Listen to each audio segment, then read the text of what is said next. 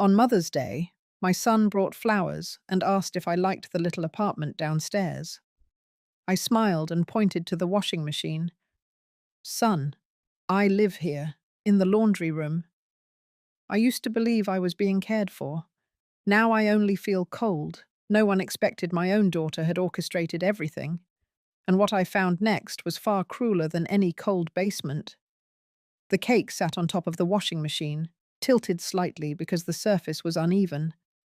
I had to cut off part of the bottom just to make it sit without sliding off. There were 6 candles, one for each decade and change of my life, jammed into the frosting with shaking hands. The room smelled faintly of laundry detergent, concrete, and mildew. It always did.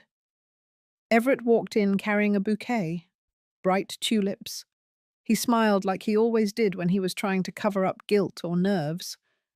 I hadn't seen him in person in almost a year. Work, travel, the usual. His hug was warm, though, and for a moment I felt like a mother again. He looked around. I had made an effort. Put a thin cloth over the washer, moved the detergent bottles into the cabinet, wiped the floor twice. It still looked like what it was. A laundry room. "This is cozy," he said, setting the flowers in a plastic pitcher I'd washed out from old orange juice. Then he added, "I hope the new place is working out well. Ria told me you love it down here." I didn't know what to say at first. I looked around the room, the tiny stool where I sat to fold laundry, the twin cot I pulled out at night next to the water heater, the single light bulb buzzing faintly above. I smiled, careful not to let it crack. "I live here," I said, "in the laundry room." He blinked. No words, just a small movement of his mouth, like it didn't quite register. I pointed again. "This is where I sleep. That cot. I cook on the hot plate under the sink. The rest of the house is upstairs, locked. I don't have a key. The silence pressed hard against the walls. I didn't look at him right away. I didn't want to see it. The confusion, the dawning realization, the part of him that would start connecting dots. He finally sat down on the small stool, still holding the bouquet. His hand brushed against the lint trap on the dryer. It was clean. I made sure of that too. "Ria said you had everything you needed," he whispered. "She said you were happy down here. Independent. Private." I said nothing. He looked at the cake, then the candles. His eyes moved slowly around the room, as if seeing it for the first time. I watched the way his shoulders dropped, the way his hand shook just slightly as he set the flowers down. No shouting, no accusations, just quiet. That made it worse somehow. Later that night, after he left with a soft promise to call me the next morning, I sat on the cot, blanket pulled up to my chin, staring at the flickering ceiling bulb. I had always told myself this was temporary, that Ria had reasons, that Everett knew, but that look in his eyes told me he didn't. If you've ever been in a moment where your world tilted just enough to make you question everything, you'll understand what that felt like. If you're still listening, let me know where you're watching from. I think stories like this reach farther than we expect. I never planned on staying in the laundry room for long. At first, I told myself it was just a transition. A few weeks while Ria figured out how to get the upstairs cleaned. A month or 2 until repairs were finished. Maybe the locks were temporary. I wanted to believe her when she said the space was convenient. Easy. Simple. She always used that word. Simple. It wasn't simple in January when the temperature dropped below freezing and the little space heater started to sputter. The windows were sealed shut. The pipes groaned. I'd sleep fully dressed, wool socks, gloves, scarf, 2 sweaters, and still wake up with my teeth chattering. I tried asking her once if she could bring me a better heater. She said I was being dramatic. That older people always felt colder, and that I should keep moving during the day to stay warm. I didn't argue. I didn't have the energy. Groceries were delivered to the front porch. I was told not to open the main door, so I waited by the back until I saw the delivery driver pull away, then crept up the side yard to grab the bags. Most of the time it was canned soup, peanut butter, dry pasta, the kind of food that lasts forever because it barely counts as food. I kept a stash of crackers in a plastic bin under the sink, for variety. Once a month, Ria would drop by. She'd stand at the top of the stairs, clipboard in hand, asking how I was doing. I'd say I was fine. She'd nod, make a note, and disappear. No hug, no time to chat. Always busy, always managing something. My medication started running low last spring. Blood pressure pills, cholesterol, the usual list that comes with being over 65. I asked if she could help me refill them. She said she'd take care of it. That was 3 months ago. Since then, I'd been splitting the pills in half. Some days I skipped altogether. When the headaches came, I told myself it was stress. When my chest tightened, I breathed slowly and waited. I didn't want to bother anyone. The worst part wasn't the cold or the food or even the aching body. It was the silence. The kind that wraps around you until you start to forget what day it is. I used to keep a calendar, mark off each square, but eventually it felt pointless. The days all looked the same anyway. The cot creaked every time I rolled over. The washing machine rumbled once a week when someone upstairs remembered to do laundry. I never met them. Sometimes I heard voices through the vents, laughter, music. I wondered who they were. Friends of Ria, maybe. Renters, I didn't know. One night I dropped a spoon, and it clattered against the tile so loud it startled me. That was when I realized I hadn't heard my own voice in days.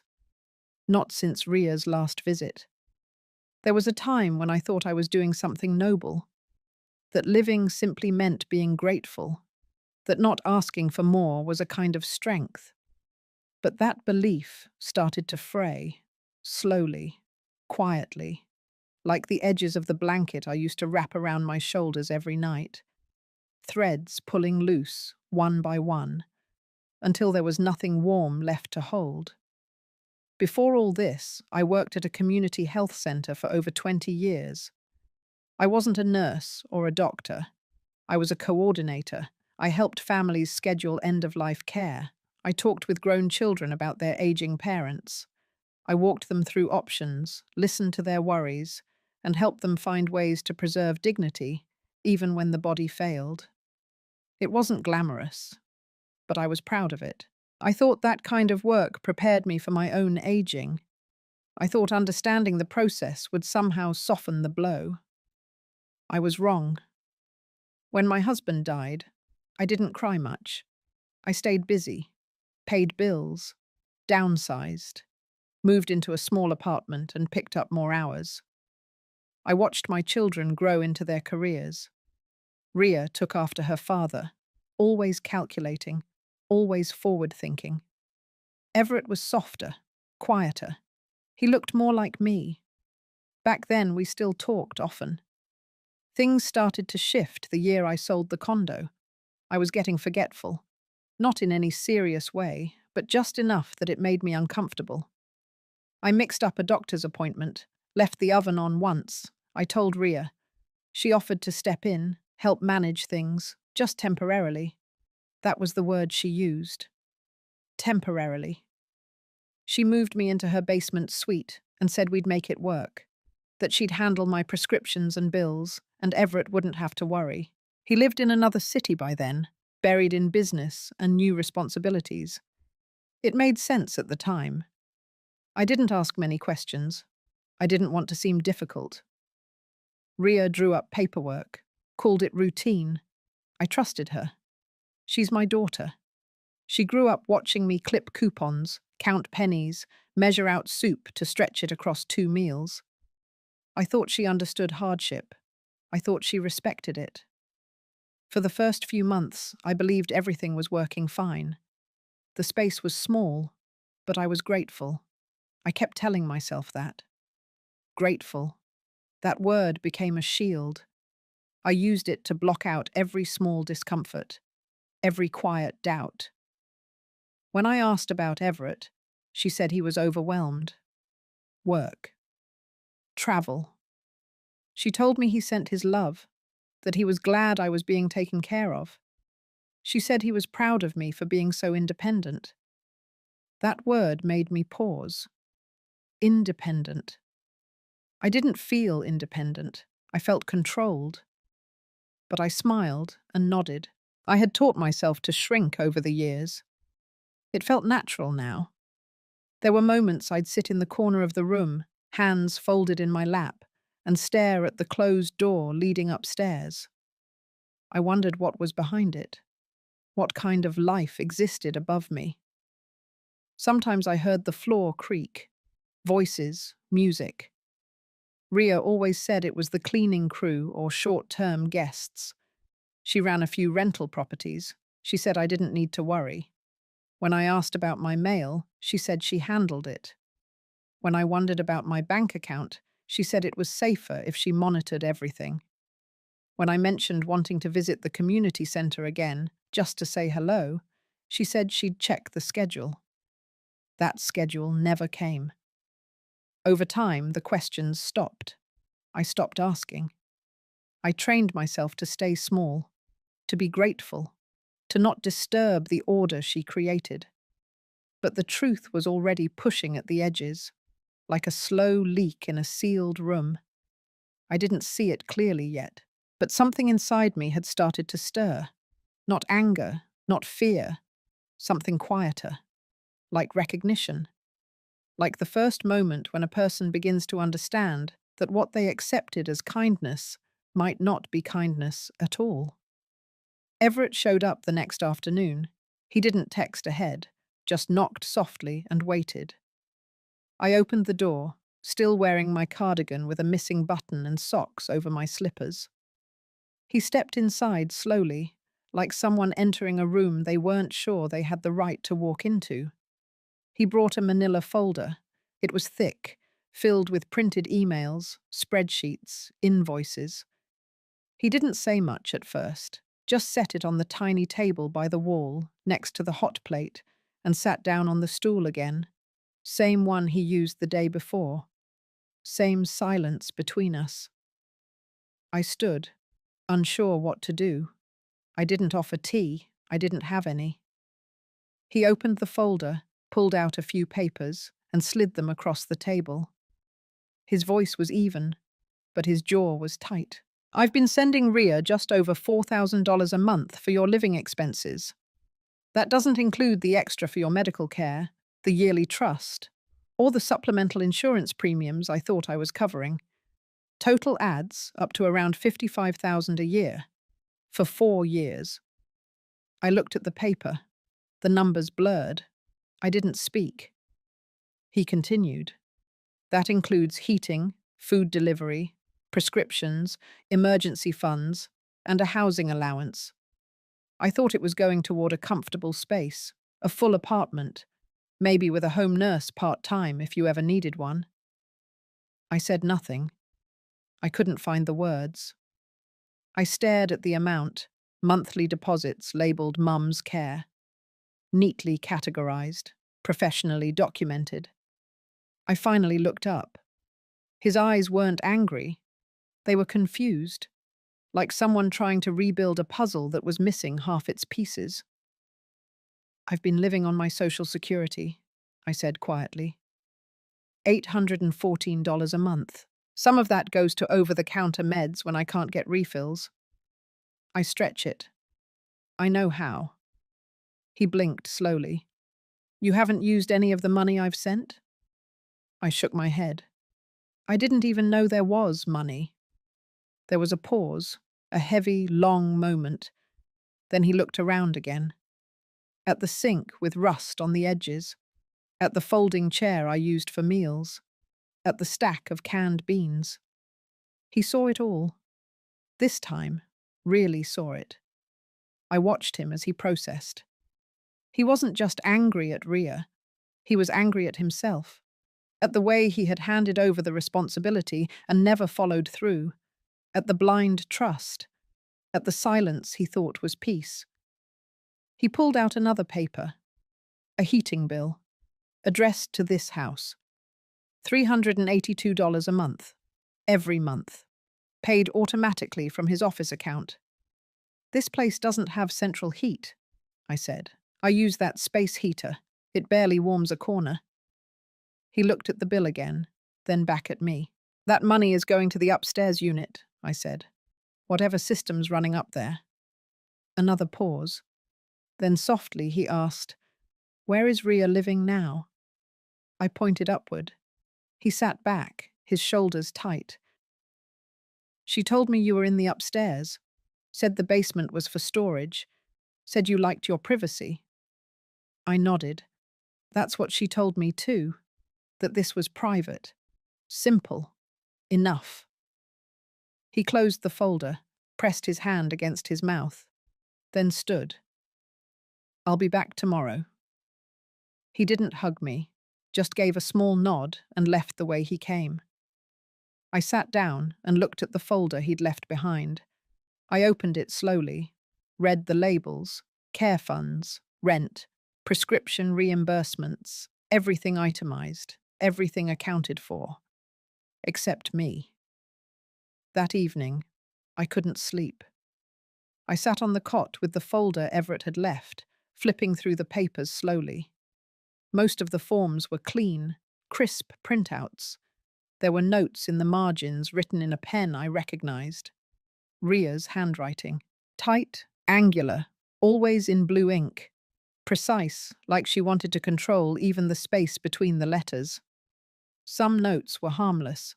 Meal schedule, supply tracking, reminders for grocery delivery. But others made my chest tighten. Observed confusion during medication routine. Reported fatigue and occasional disorientation. Avoids direct communication. Passive behavior consistent with early cognitive decline. Consider assessment for power of attorney and full guardianship. I reread that last line twice. I knew I'd been quiet. I'd withdrawn. I stopped asking questions.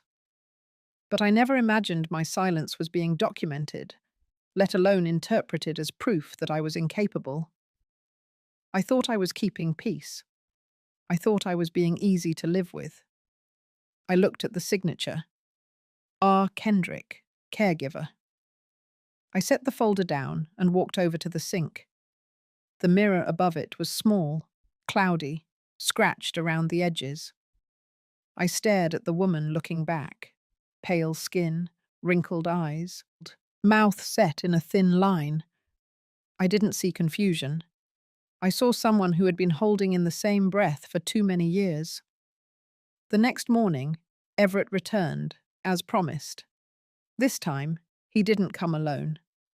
A woman followed him in, late 30s, dark hair in a bun, wearing jeans and a tan coat. She introduced herself as Sam, private investigator. Everett stood by the doorway.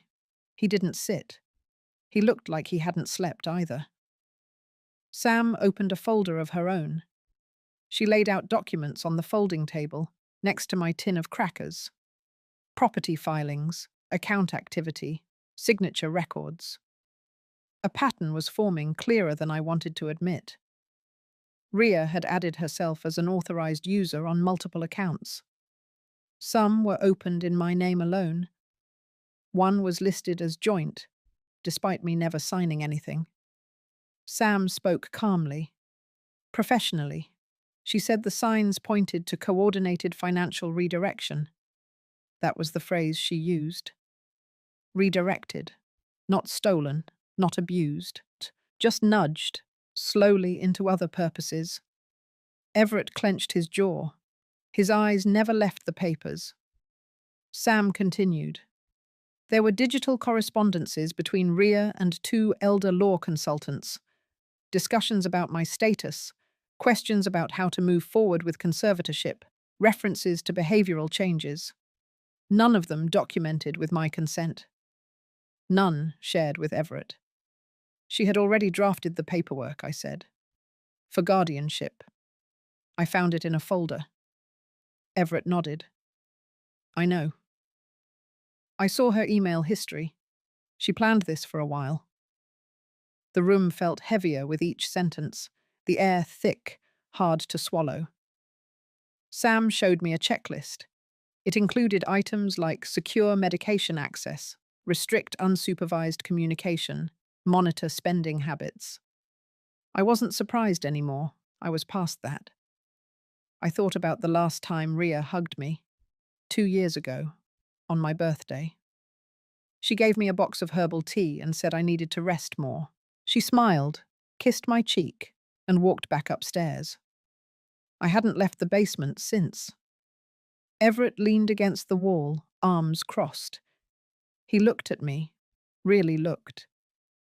I'm sorry I didn't come sooner. I nodded once. Not because I forgave him. Not yet. But because I understood how easy it was to believe people who organize things with quiet efficiency, especially when they promise to make everything easier. But easier is not the same as better. And quiet is not the same as kind. 2 days after Sam laid out the documents, Everett called me from his car. He was already parked outside, waiting. He said he needed to see something for himself. I nodded and told him the upstairs key was still with Ria. I had never touched it. 10 minutes later, he returned with a locksmith. The front door clicked open with almost no resistance. The entryway smelled like lavender and lemon oil. Soft music played faintly from a speaker inside. I stood behind Everett, half hidden by the frame, staring at the world I had been locked out of for years. It was beautiful. Polished wood floors, cream-colored rugs, spotless white kitchen cabinets. Fresh fruit sat in a ceramic bowl. A vase of tulips, my favorite, rested on the counter. There were framed photos on the walls, but none of me. Mostly Ria, smiling with real estate clients, and a few photos of Everett from years ago, clipped from newspaper articles. Everett moved quietly, touching surfaces as if he were walking through someone else's house. In a way, he was. And so was I. We walked down the hallway, past the guest room with designer bedding and matching curtains, to the master suite. Everything coordinated. Warm colours, subtle lighting. A diffuser hummed softly near the dresser. "This is where I thought you were living," he said. I nodded. I thought so too, at least at the beginning. We reached the small study at the back of the house. A desk, a laptop, and a stack of files. Everett opened the drawers. Neat rows of bills, receipts, statements. Sam joined us there a few minutes later, holding a folder she found in the closet. It was labeled Family Logistics. Inside were notes, long, detailed, and cold. Weekly check-ins marked with dates, descriptions of my moods, phone logs, missed calls between Everett and Ria, cancelled appointments, forwarded voicemails. She documented every conversation, every change in behavior. There was even a copy of the message I left on her phone 6 months ago, asking for help refilling my medication. She had added a note beside it. Emotional escalation, likely due to overuse or memory lapse. The file wasn't just a record. It was a case, a methodical collection of evidence to build a narrative that I was declining, that I was unstable, that she was the only one keeping me from spiraling. Everett sat down hard on the arm of the couch. I stood near the window looking out at the backyard. A small patio with a table set for two. I had never been out there. Then Sam showed us the insurance record. A policy in my name, renewed the year I moved in. Beneficiary listed as Ria, signed authorization form attached. The signature was close, but I knew it wasn't mine. "She's been preparing this for a long time," I said. Everett didn't answer. In the kitchen, Sam opened a drawer and pulled out a stack of unopened mail addressed to me. Letters from my old insurance, medical updates, and 2 envelopes from Everett's office. She hadn't even bothered to forward them. I sat at the table, ran my hand across the clean surface, and felt like a stranger in a house built for me. Every corner spoke of comfort, of intention, of someone curating an image. The image wasn't for me. It was for anyone who might question what kind of daughter she was. And she had made sure no one did. Until now. After the door was unlocked and the truth began to stretch out in front of us, things moved faster than I expected. Not loud or dramatic, just steady, like a slow tide rising past your ankles before you even realize the water is moving. Sam started digging deeper. Everett handed over full access to his financial records, everything he'd routed through RIA over the past 4 years. I gave her the few documents I had. Most of what mattered had never been given to me. I signed forms I barely understood, hoping someone on our side could read the lines between the lines. 3 days later, Sam called Everett with something new. I could hear her voice through the speakerphone as we sat in his car, parked outside the same house I had been locked out of. She had traced multiple rental listings connected to the address. RIA had been leasing the upstairs unit under a corporate short-term rental program. The house I thought was mine had been earning her over $2,000 a month, sometimes more during peak seasons. It explained the fresh flowers, the fruit bowls, the smell of lemon oil. Those weren't for me. They were for paying guests. I closed my eyes when I heard that. Everett sat still, hands on the wheel, eyes staring straight ahead. She had built a rotation of strangers living upstairs, while I boiled water on a hot plate and stretched peanut butter across 3 meals. She let them sleep in a climate-controlled room, while I curled under 2 blankets and prayed the heater wouldn't trip the breaker. Every review they left online praised the space. Quiet, safe, beautiful lighting, full of charm. I used to hear footsteps, sometimes late at night. I thought it was her, maybe cleaning, maybe coming home after a long day. Now I knew it wasn't. It was a different person every time. Sam also discovered that RIA had listed herself as a private senior care consultant on her tax filings. She had claimed deductions for supplies, transportation, administrative hours, even meals, all in connection to my care. A business, disguised as devotion. Everett didn't speak for a long time.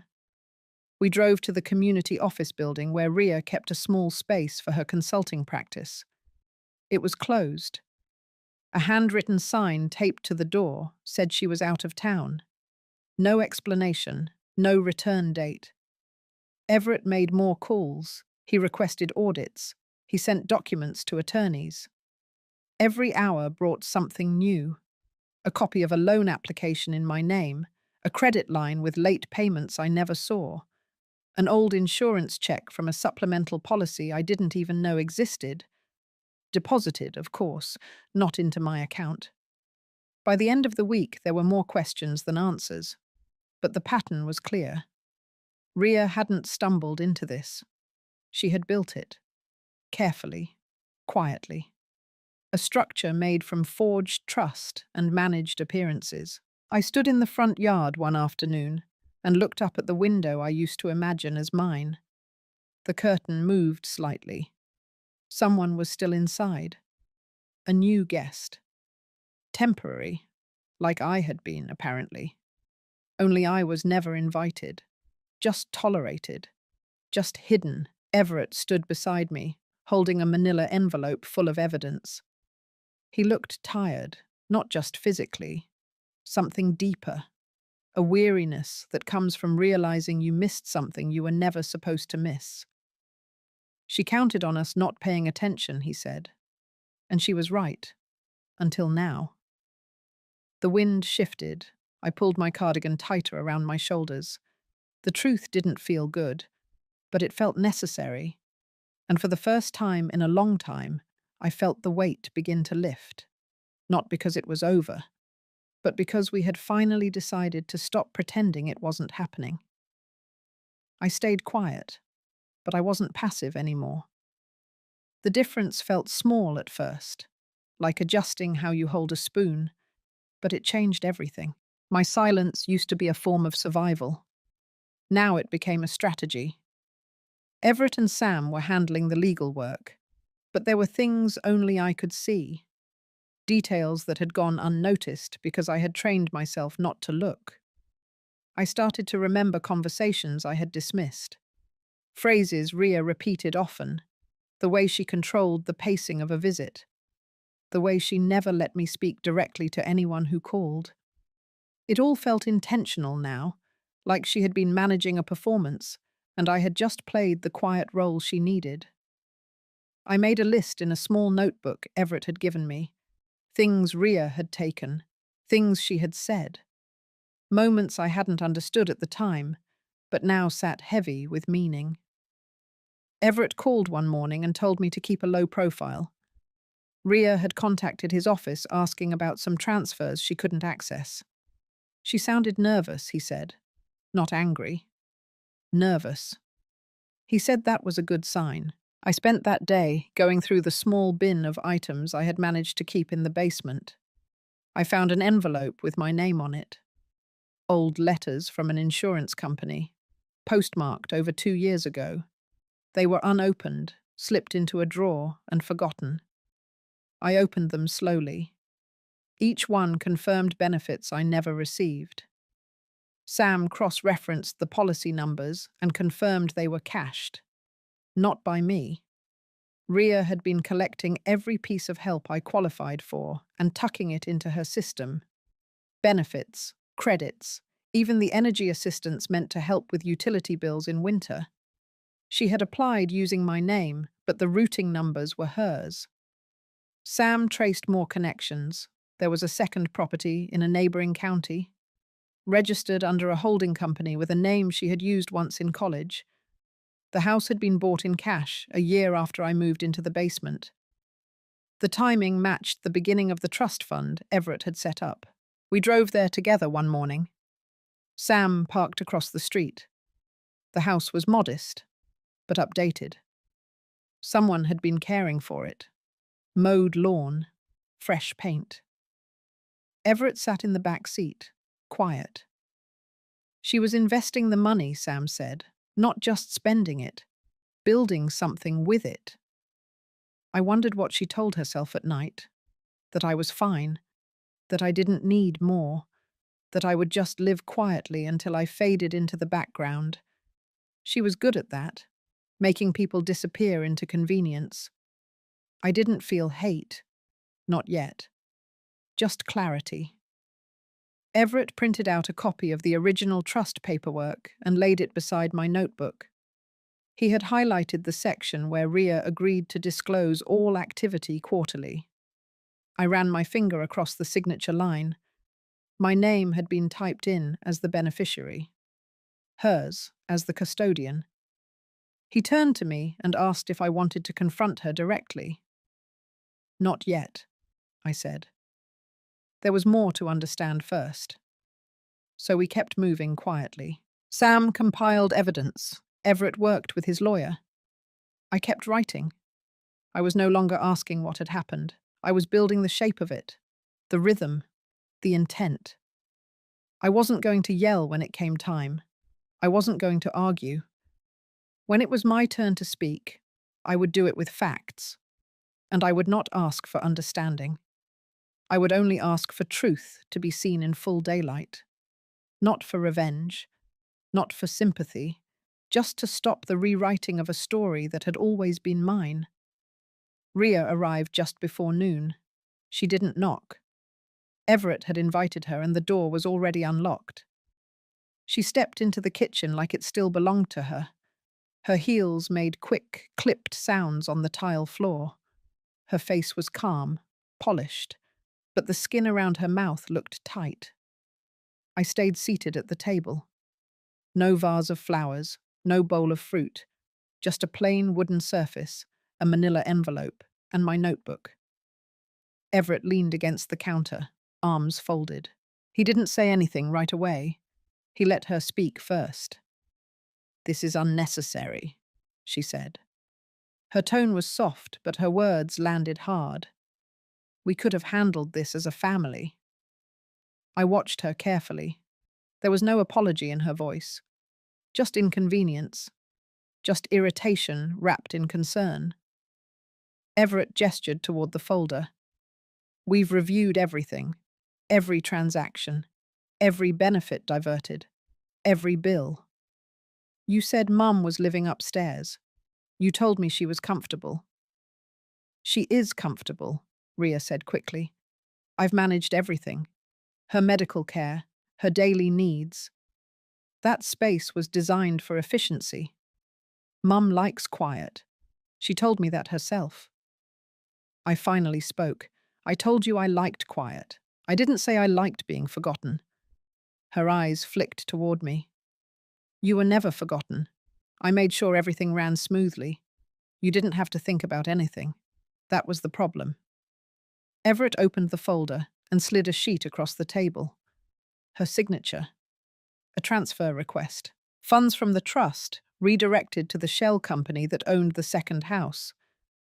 Ria glanced at it and didn't flinch. "I invested it.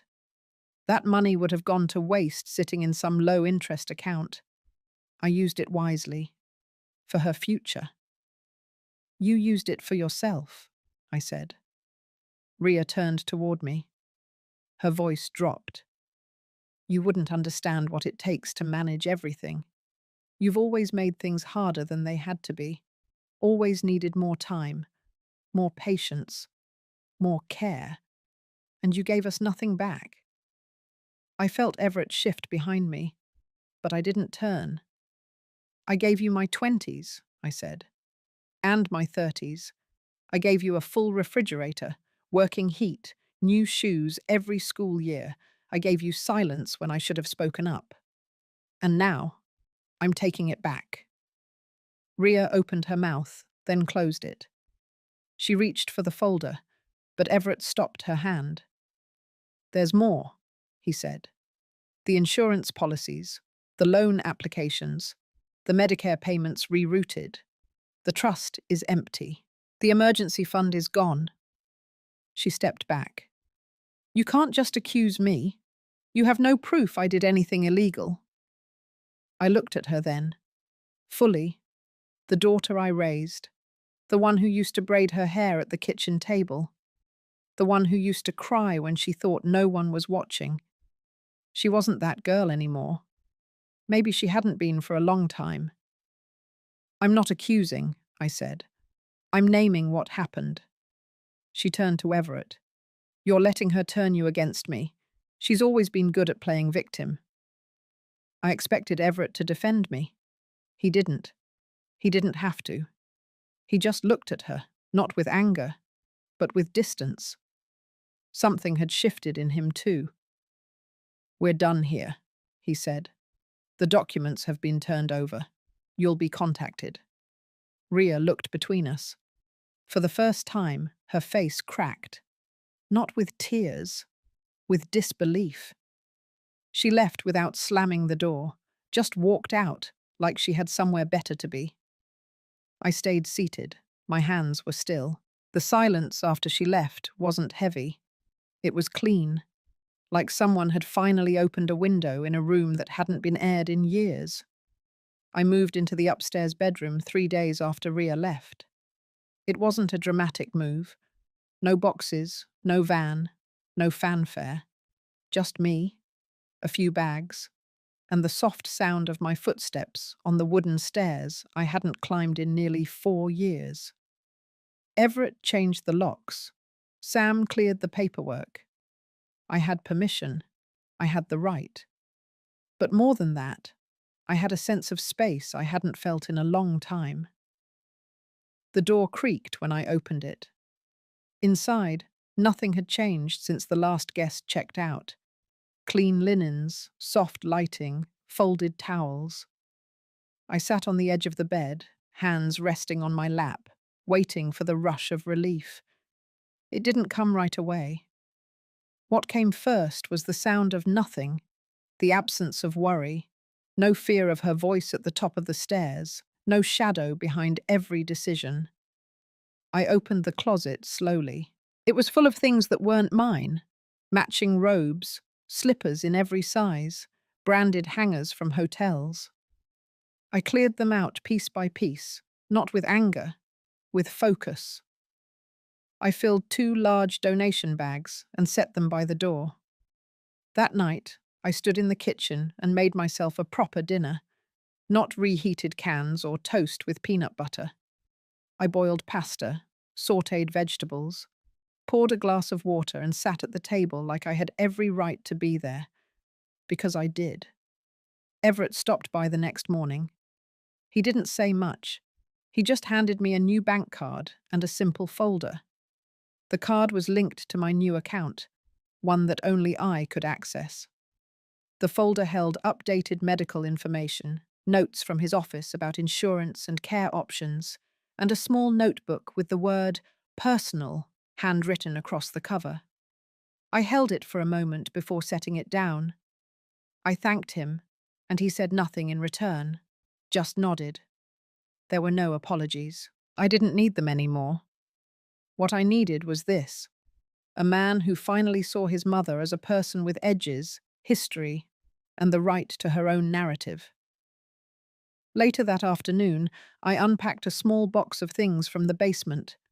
A quilt I'd stitched years ago, not for display, just for warmth. A few old photographs in plastic frames.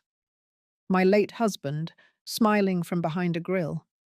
A younger Rhea, grinning with missing front teeth. Everett in a striped sweater, arms flung around a puppy we didn't keep. I placed the photos on the shelf in the hallway. Not to decorate, to remember. Not everything about the past needed to be erased. Only the parts that kept me small. I found a florist's card tucked between old mail. I called and asked for a bouquet. Not roses or tulips, just whatever was fresh. I placed it in the center of the table where the invoices used to sit. That night, I opened the back door and stepped onto the patio. The air was cool. The yard had overgrown a little, but it was still mine. I sat in one of the chairs she used to stage for guests and pulled the blanket tighter around my shoulders. This was the beginning, not a grand reinvention, just a quiet return to self.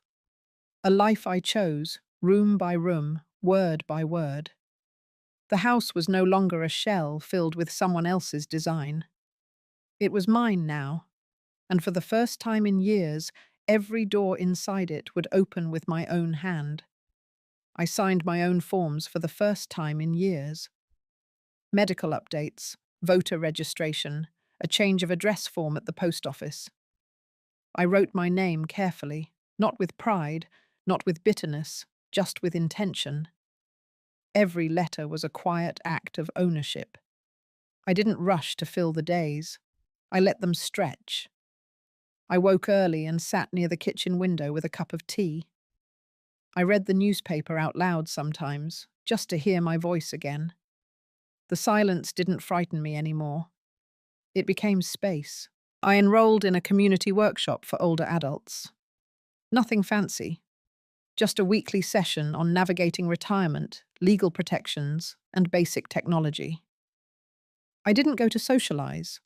I went to learn. I took notes, asked for printed copies, highlighted passages in yellow, the kind of things Rhea always said I had no patience for. She was wrong.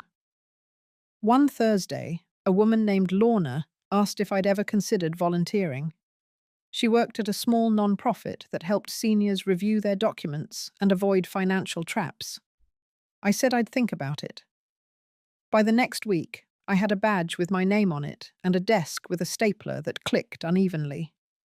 I didn't tell people what happened, not in detail. I didn't need to.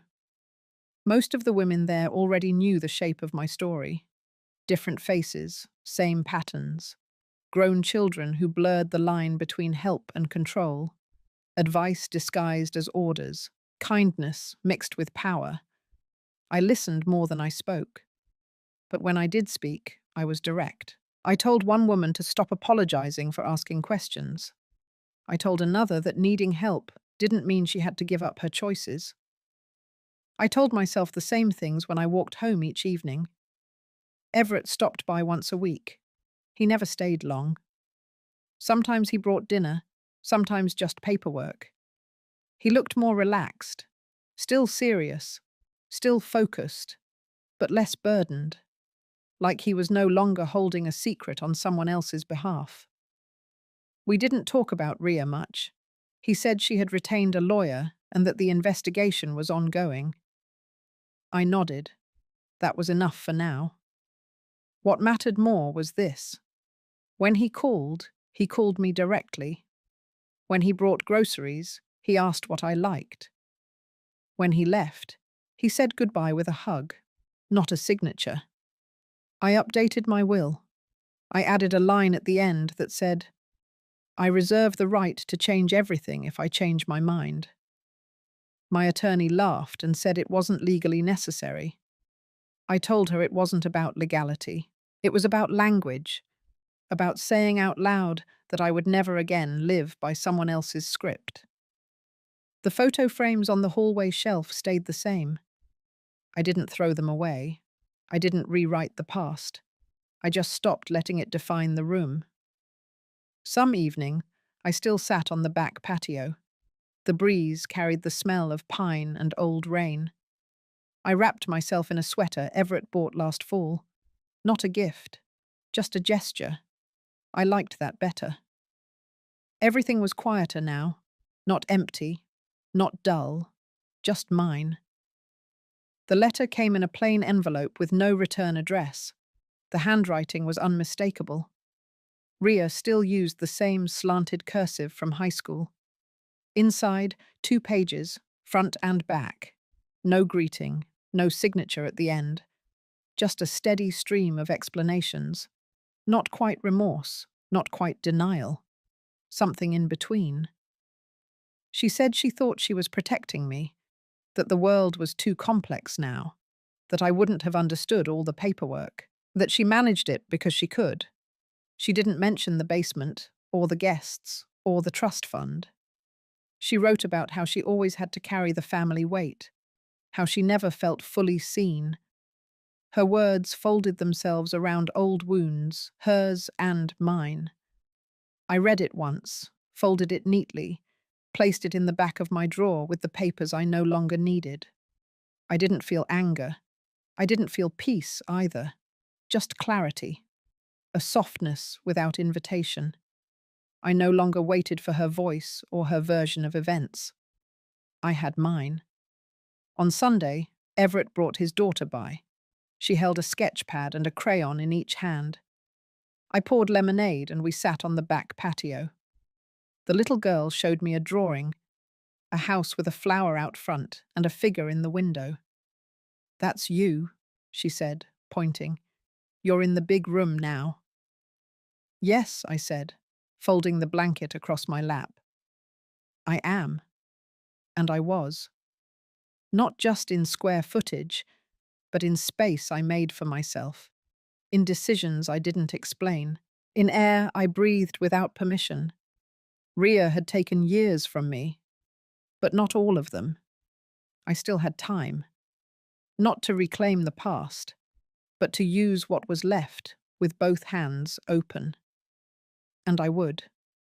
If you've ever felt overlooked or quietly pushed aside in your own family, I hope this story reminded you that your voice still matters, that reclaiming your space doesn't need to be loud, it just needs to be yours. Let me know where you're listening from and if any part of this story stayed with you. And if you know someone who might need to hear it, feel free to share it with them. Sometimes the quietest stories carry the heaviest truths. Thank you for staying with me until the end.